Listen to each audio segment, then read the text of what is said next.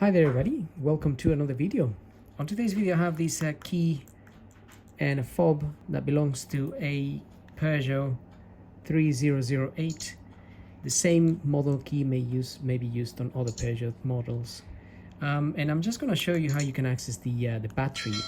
If your key gets a little bit weak or stops unlocking the car or stops locking the car or whatever, you may need to replace the key unless the battery, unless something is going wrong with the actual key. But the first thing you would do is try to change the battery. So with a tiny little screwdriver here, this is a flathead screwdriver.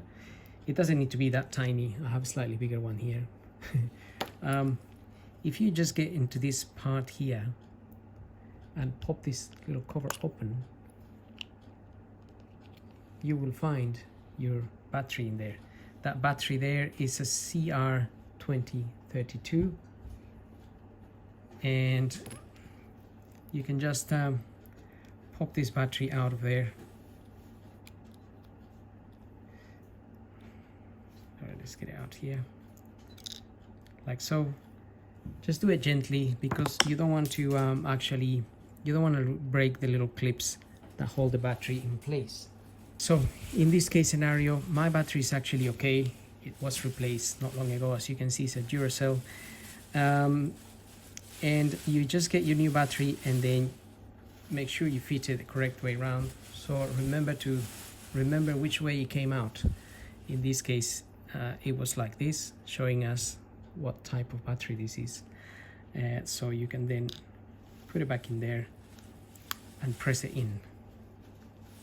And that is job done. Then we can put the little cover back on. There's no need to reprogram it or do anything like that. It should work straight away.